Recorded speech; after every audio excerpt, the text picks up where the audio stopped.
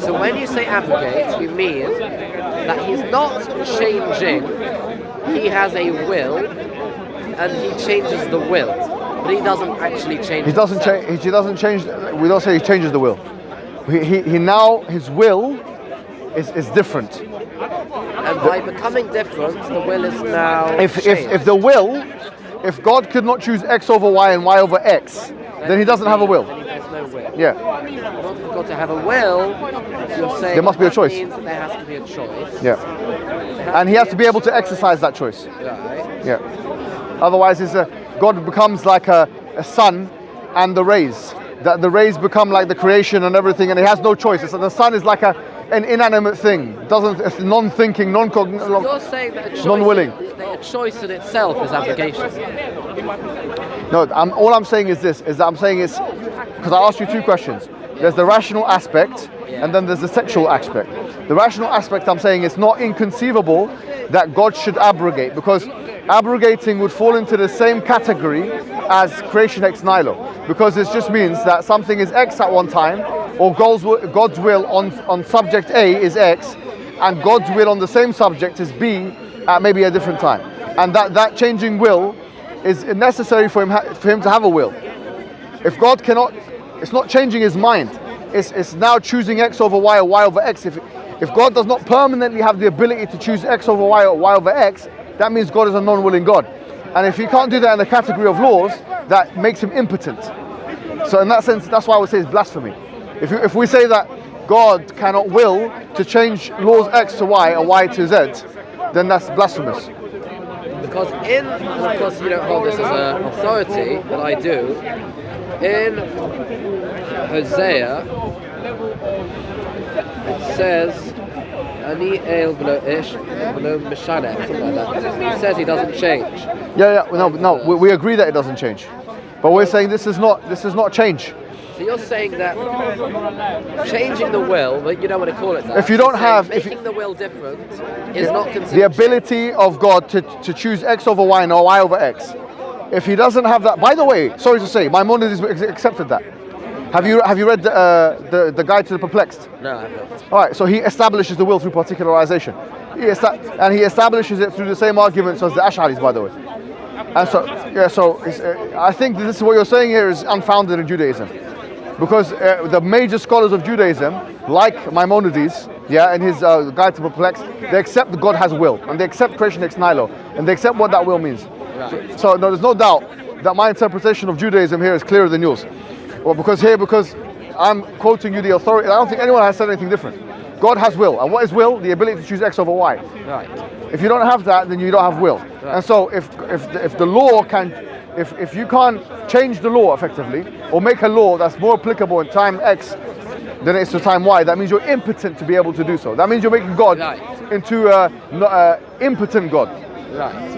So it's not impossible. So abrogation is not irrational from a godly perspective. Okay.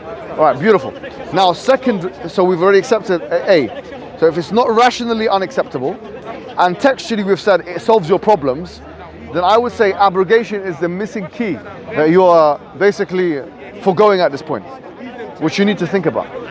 Right. And because it will go back to Isaiah 42 when it says that it will be sung a new song.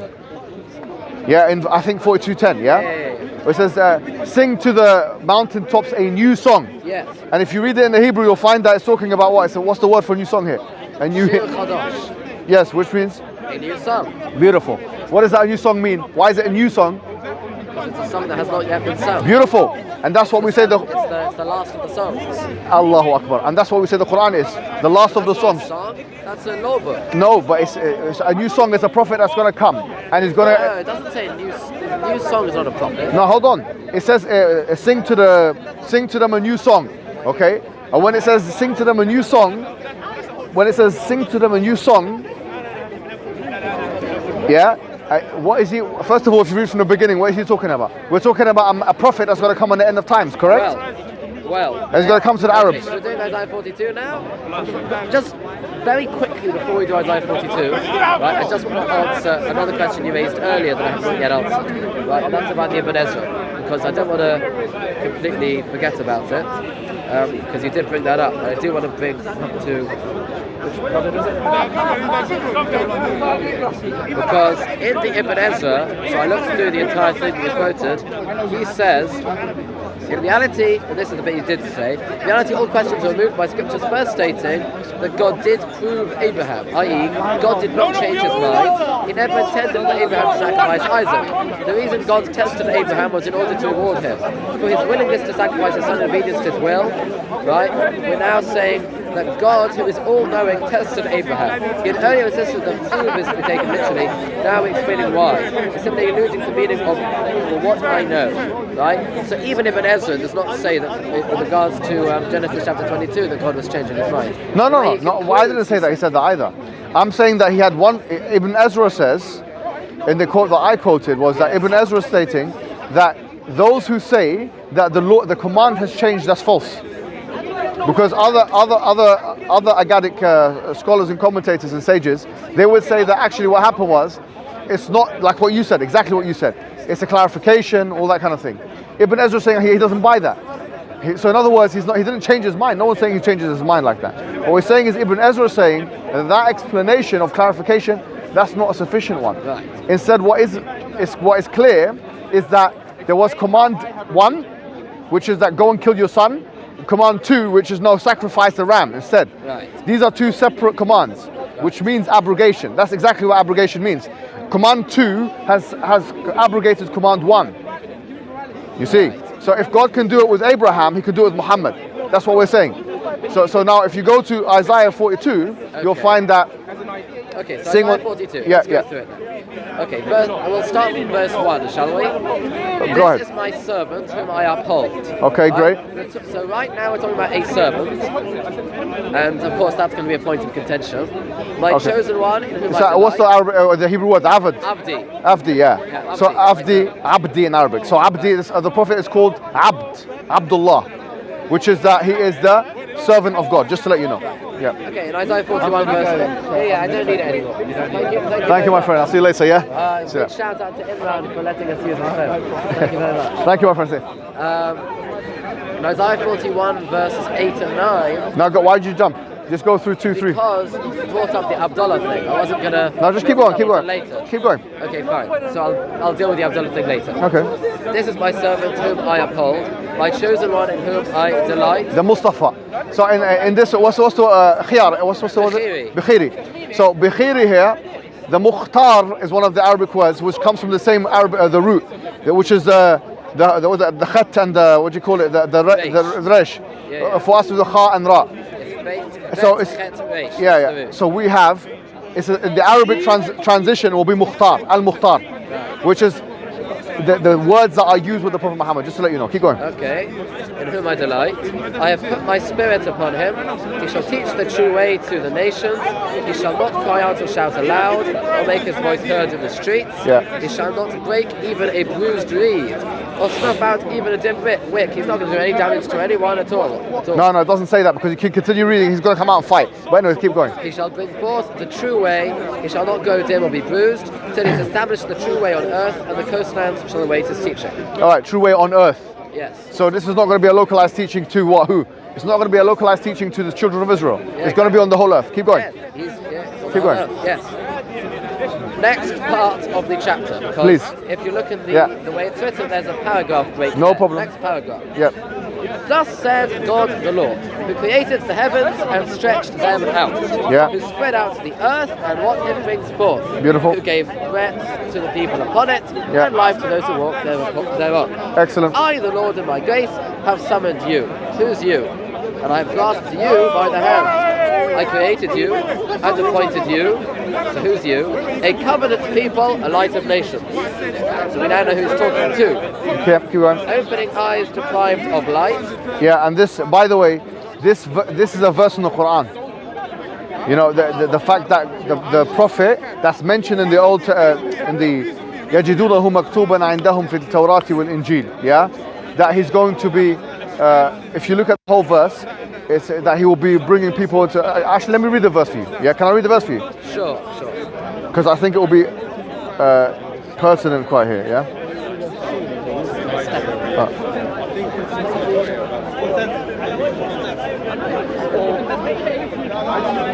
So this is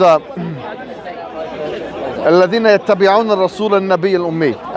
Follow inside. So which means the one that, this is what the Quran says, yeah? I'm just going to get my Quran. The ones who follow the Rasul, the Prophet, and Nabi al-Ummi, the one who's illiterate and who is a prophet. الذي يجدونه مكتوبا عندهم في التوراة والإنجيل يأمرهم بالمعروف وينهاهم عن المنكر ويحل لهم الطيبات ويحرم عليهم الخبائث. We already talked about that. So are we in chapter. Okay, so you can go to Surah Al-Araf, chapter 7, verse 157. Yeah. 7 verse 157. Oh, open up to almost the right page. There you go. Huh? A little problem. Okay. So do you want to read it out? Those who follow the messenger, the prophets, who can neither read nor write, whom they will find described in the Torah and the Gospel, which are with them. He will enjoin on them that which is right and forbid them that which is wrong. He will make lawful for them all good things and prohibit for them only the foul. And he will relieve them of their burden and their fetters that they used to wear. So he will set them free, basically. Then those who believe in him and honor him and help him and follow the light which is sent down with him, they are the successful. Okay, beautiful. Bear that in mind when we're reading, yeah? Right. Okay. Right. Where were we? Rescuing prisoners from confinement, right? So right now he's talking to the covenant people, the light of nations, right? And he's saying what they are doing. Opening eyes deprived of light, rescuing prisoners from confinement. Beautiful. Prisoners from what? Confinement. Yeah. The أغلال التي كانت عليهم, yeah? Remember we talked about this verse about prisoners in the Quran. See, look, the Quran is directly. You did see the previous verse, didn't you? No, fine. But listen to what it said. The Quran is saying, الذين يتبعون النبي الرسول الأمي الذي يجدونه مكتوبا عندهم في التوراة والإنجيل. And then afterwards it says this bit here, which is that the أغلال التي كانت عليهم, yeah, the prisoner, they will be releasing them from the shackles that they're in. Right. Here it's saying what?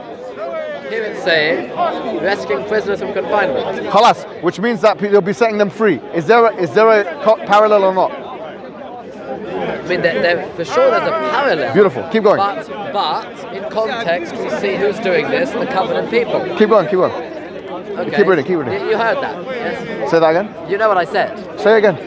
The covenant people is the one doing this. Oh, keep reading. Well, no, we haven't. We're going to come to the covenant. Who the covenant came to, and who this man's going to come covenant to. People. No problem. You're part of the covenant. I understand that, and that's why we're having this discussion. Exactly. Otherwise, I wouldn't be having this discussion. Keep going. Prisoners from confinement, from the dungeon, those who sit in darkness. I am the Lord. That is my name. Wait. So now there's a discussion about darkness. Yeah. Yes. And we read in the Quran, it's talking about nur, that he's going to come with light. Bear in mind, and this is what يَجِدُونَهُ مَكْتُوبًا عِنْدَهُمْ فِي التَّوْرَاةِ وَالْإِنْجِيلِ. This is what you'll find written in the Torah and Injil. Keep going. I am the Lord, that is my name, and I will not yield my glory to another, nor my renown to idols. See, the things once predicted have come, and I will tell these things, announced to you, they sprout up. Beautiful. Keep going. That's the end of that paragraph. Beautiful. Now we move on to the next paragraph. The most important one. Right? So it's been already an entire paragraph where we didn't talk about the servant, and now we're going on to another paragraph. We believe that the whole thing is about the servant, by the way. The whole thing is about the servant. The first paragraph was the about Avdi. the servant. The second paragraph didn't mention the servant. No, it doesn't have to mention him. The third paragraph, it doesn't have to mention him, but keep reading. We completely left that topic now. No, okay, keep reading. He's gone, man. He's gone. Keep going. Next. Sing to the Lord a new song, his praise from the ends of the earth. In Hebrew, please. Shiru l'Adonai, shiru chadash, tehilosem miksei ha'oretz, yoredei hayom umlo'o, alright. v'yoshev So, okay, beautiful, okay? Sing what?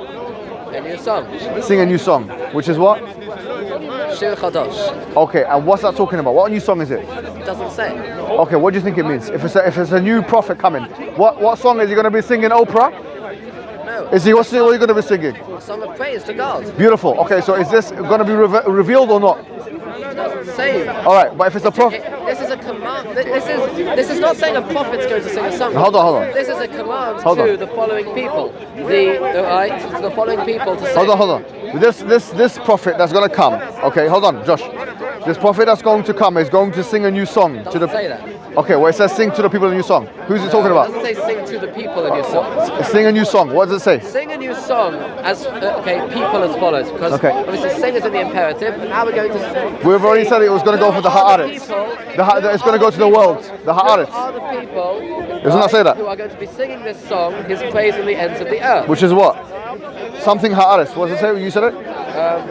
Miksei ha'aretz. Yeah, what? Miksei ha'aretz. Maksei ha'aretz, the ends of the earth, right? Yeah. Okay. Ha'aretz means earth, correct? Yeah. Keep going. Miksei means from the ends of. Yeah, beautiful. Keep going. So who's going to sing? Who are we commanding to sing this song? Yeah. You who hail the sea, and you creatures in it, you coastlands and their inhabitants. Let the desert and its towns cry aloud, the villages where Kedar dwells. Beautiful. Okay, hold on there. Who are Kedar? Kedar is the second son of Ishmael. Okay, so the son of And Ismail. Kedar ended up having a kingdom in the northwestern part of the Hijaz and the coast, right? The Kedarite kingdom. They were just south of Edom and just north of Nihya. Beautiful. So Kedar, the descendants of Kedar are Arabs, correct? They are, yes. Okay. So these Not people. all the Arabs. No, hold on. Specific The tribe of descendants. Kedar. You said Ismail. Yeah. Ishmael. Yeah. So you have Ishmael and then you have Kedar. Has 12 Right, and tribes. Kedar, his brother, yeah? Yeah. Yeah, so the descendants of Kedar are the Arabs.